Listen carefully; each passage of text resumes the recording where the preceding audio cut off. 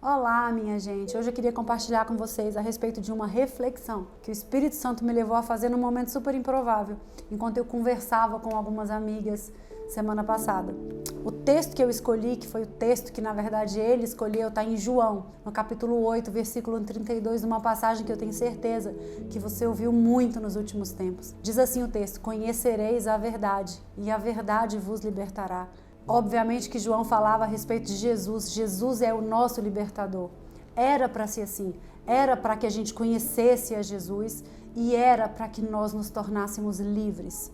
Antes, nós éramos escravos do pecado, escravos do medo, escravos da destruição.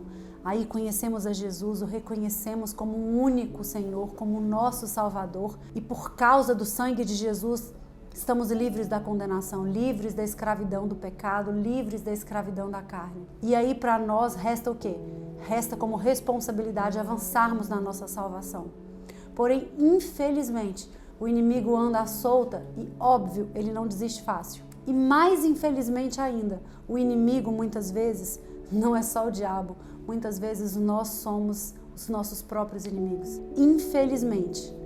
Deixando agora a obra salvífica de lado um pouco, já que o enfoque não é ela. Muitos de nós, embora já tenhamos conhecido a Jesus, temos apenas trocado os algozes das nossas vidas. A outrora escravidão, que era apenas espiritual, agora vem sendo sorrateiramente substituída pela escravidão emocional daqueles que já foram salvos espiritualmente. Dia após dia nos enfiam goela abaixo verdades naturais, conceitos humanos, métodos humanos, metas humanas, padrões humanos e nos aprisionam mais uma vez.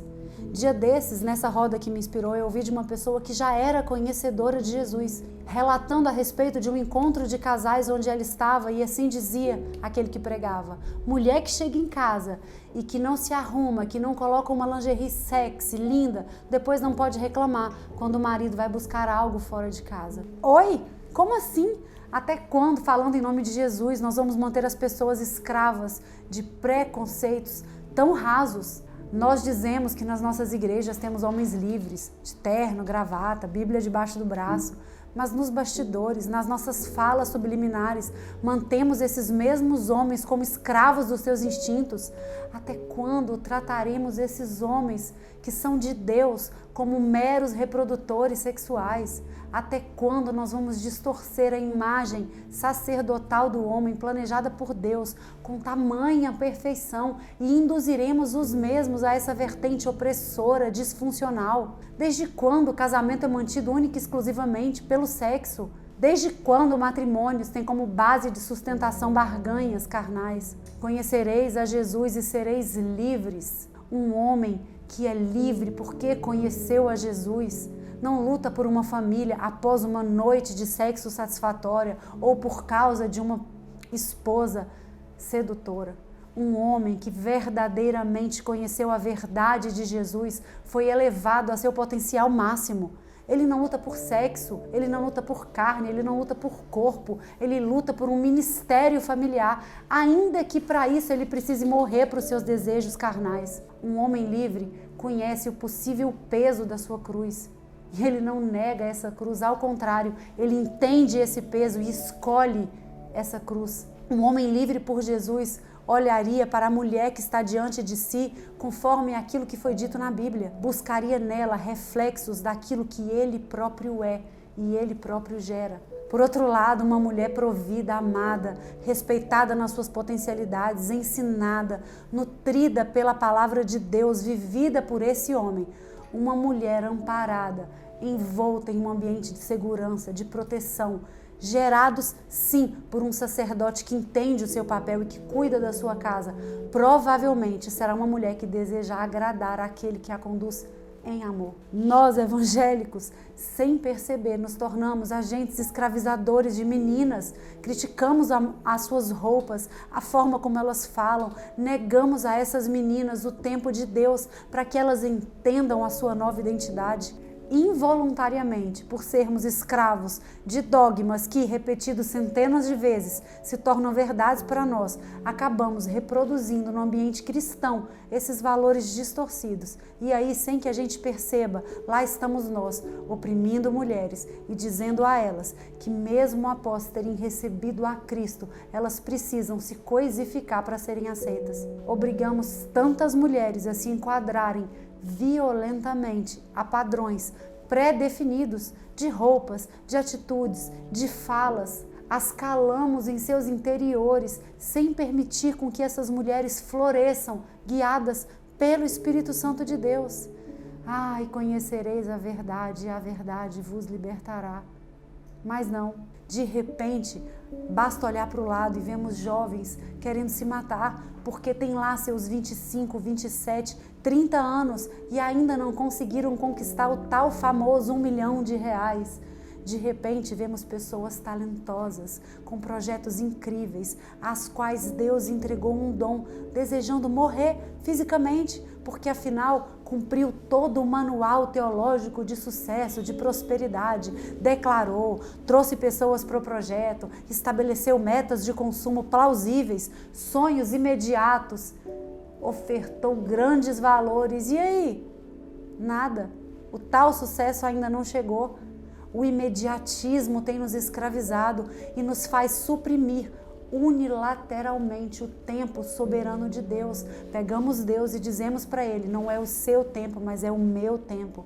A escravidão dos métodos faz com que a gente esqueça que Deus estabeleceu um tempo para cada um. Mas eu preciso fazer sucesso.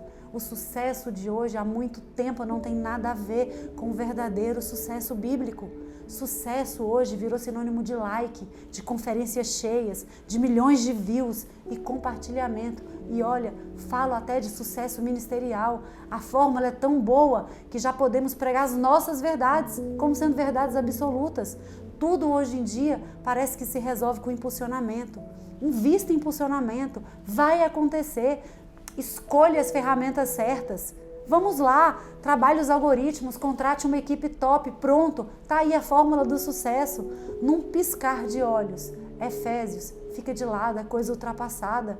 As armas corretas já não são tão corretas para nós. Deus para a gente vai deixando de ser onisciente, onipresente e, acima de tudo, onipotente. Deus não pode mais tratar caso a caso e se revelar para cada um de um jeito em um tempo determinado. Nós transformamos o abstrato de Deus em ritos. É rito para tudo, rito para sentar, rito para vestir, rito para falar. Atualmente nós temos medo de pregar, medo de crer de maneira simples, porque afinal de contas nos tornamos escravos de verdades humanas e dos atuais mestres da lei. Aliás, eu já falei sobre isso num vídeo anterior, as pessoas colocaram Deus em uma caixa, fecharam Deus, zeraram o game. E hoje em dia, muitas pessoas que são cheias de Deus têm medo de falar, medo de serem julgadas, apedrejadas. E em meio a esse caos, nós nos perdemos mais uma vez e agora somos escravos desse mesmo medo. Nunca antes a gente viu tanta depressão, tanta ansiedade, tanta dúvida, tanta angústia. O medo de não cumprirmos todas as metas, medo de não atuarmos na moda daquilo que se vem pregando pelo Brasil, medo de não termos sucesso humano, medo de fracassar aos olhos dos homens. Afinal, para nós, qual é a verdade sobre o fracasso? Em que de fato nós, eu, você, aqueles que creem em Deus não podem falhar? Qual é a nossa corrida certa? Sucesso é ter êxito, é ter vitória no cumprimento de uma missão. E eu vou te dizer, para o mundo a missão é uma, mas para Cristo a missão é outra. Me deixa terminar falando algo diretamente do meu coração para o seu coração. Fracasso não é você errar, não é você tentar 1 milhão de vezes se for preciso. Você não precisa de tantos milhões assim, você não precisa ser tão impecável fisicamente assim, você não precisa de fotos tão editadas, você não precisa do carro do ano, nem ser o empresário de sucesso do ano, você não precisa de tanto medo. Não tenha medo de tentar e de tentar e de tentar. Fracassar não é errar. Fracassar é você ter sucesso na missão errada. Muitos vão chegar ao céu reivindicando de Deus uma recompensa, dizendo terem cumprido suas missões. O Evangelho de Cristo nos convida a perder nesse mundo para que nós possamos ganhar num outro mundo, que é o céu. O sucesso da nossa vida não é nos tornarmos uma pessoa conhecida, mas sim, ao final de tudo, no grande dia com o qual eu e você sonhamos, nós podermos ouvir de Deus: ei, eu te conheço. Que Deus te abençoe.